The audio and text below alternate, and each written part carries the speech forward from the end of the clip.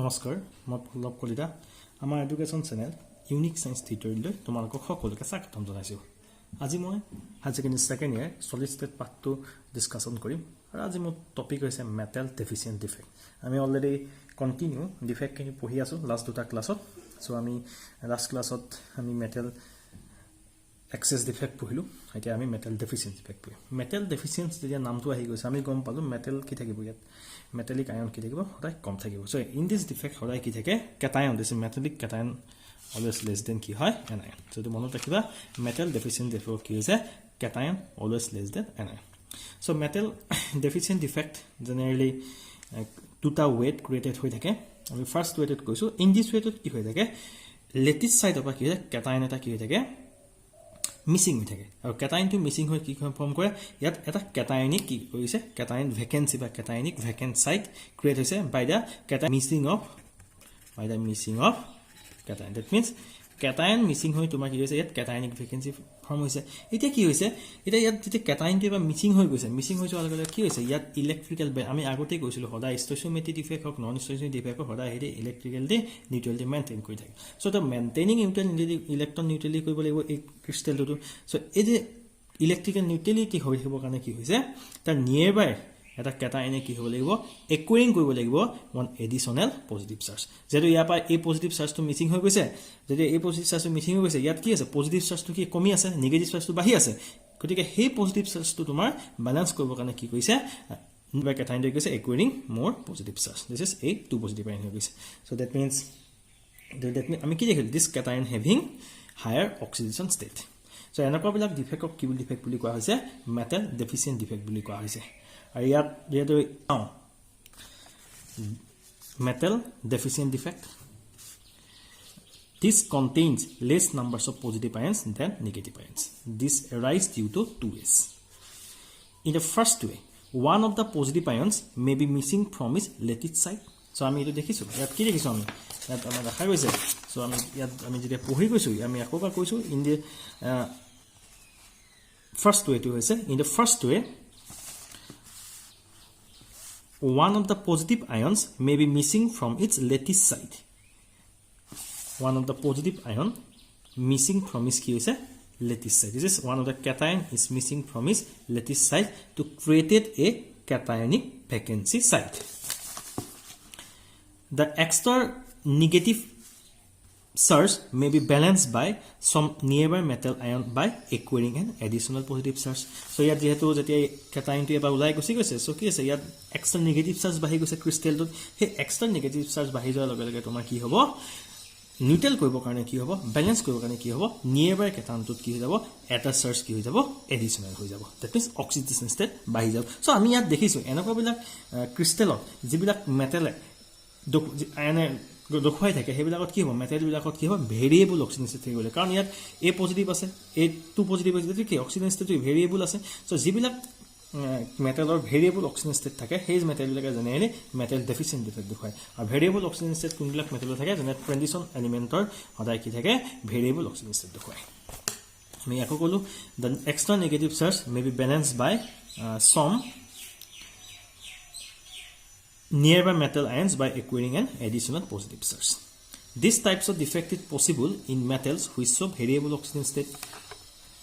This types of defect is possible in metals which show variable oxidation state, that is in transition metals. So variable oxidation state বুলি কোৱা লগে লগে আমি এটো oxidation state কি change হৈ আছে সো যিবিলাক মেটেলছ variable oxidation state দেখুৱায় হেবিলাক মেটেল হে তোমাৰ কি ডিফেক্ট দেখুৱায় মেটেল ডেফিচিয়েন্ট ডিফেক্ট হয় যেনে transition element.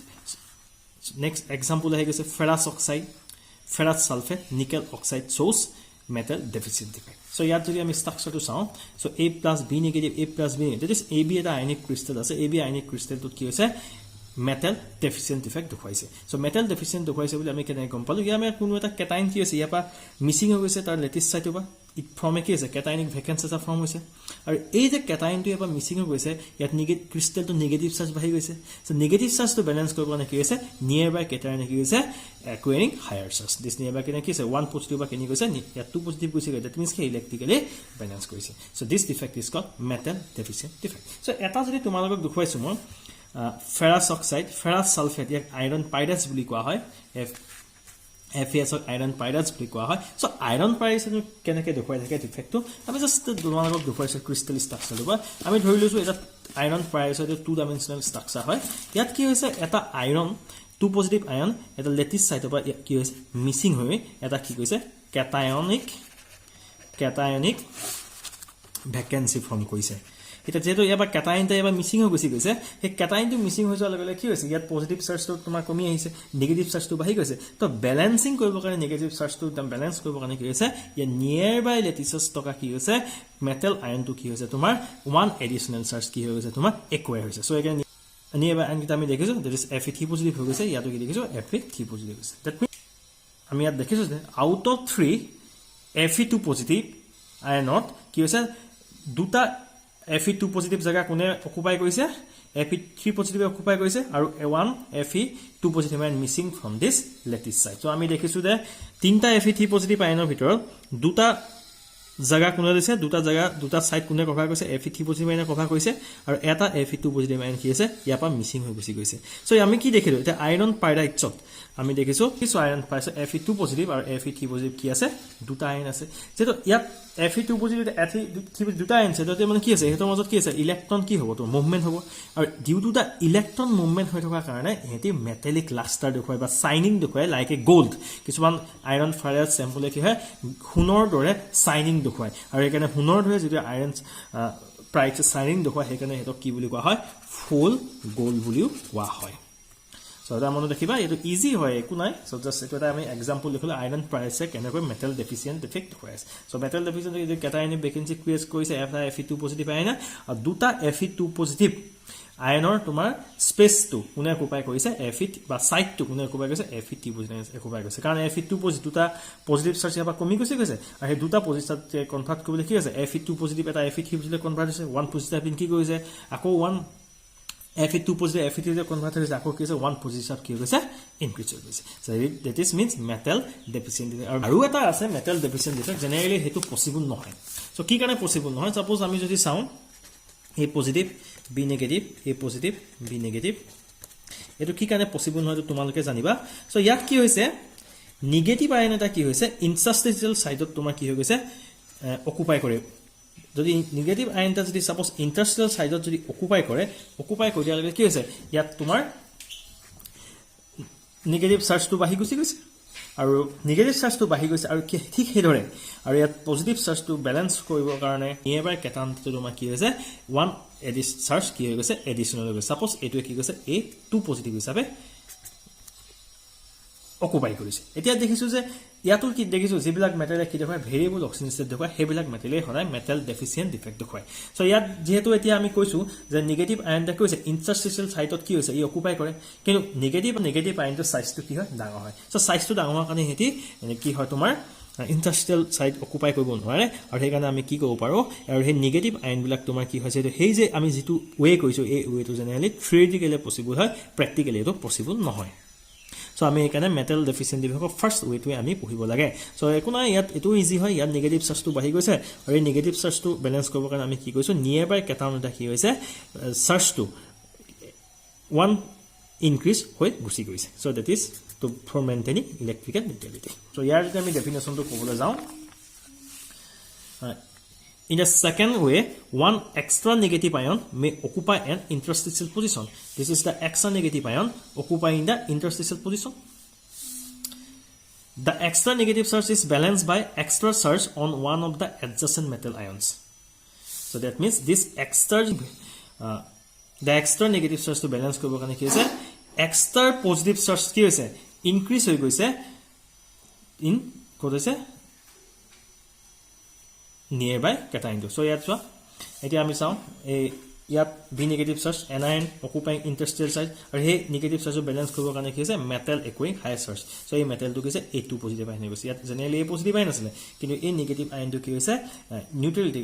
ব্যালেন্স কৰিবৰ কাৰণে কি হৈছে তোমাৰ ইয়াত A2 পজিটিভ ইজ এই নিয়াৰবাই কেটাইন হৈ গৈছে এক্সট্ৰা পজিটিভ চাৰ্জ পাই গৈছে so this types of defect is not common because the negative ions are usually very large and cannot be fit into the interstitial site so very important so it is generally theoretically possible next I say next defect to is impurity defect impurity defect আমি নামটো পাই গম পাইছো impurity defect কি হয় impurity presence হৈ থাকে generally এটা ক্ৰিষ্টেলৰ লেটিছ ষ্ট্ৰাকচাৰত লেটিছ সাইট বিলাকত যদি impurity কভাৰ কৰি ৰাখে বা কোনো ভেকেন্ট ইন্টাৰষ্টেল সাইটত যদি impurity তোমাৰ এডিশন হৈ থাকে তেতিয়া কি হয় ক্ৰিষ্টেলটোত আমি কি কব পাৰিম impurity defect হৈছে বুলি কব আমি definition চাও this defects in ionic crystals arise due to the presence of some impurity ions at the lattice site এই ডিফেক্ট তো কেতিয়া আইছে বুলি কৈছে যেতিয়া some impurity ions যদি lattice site কি থাকে presence থাকে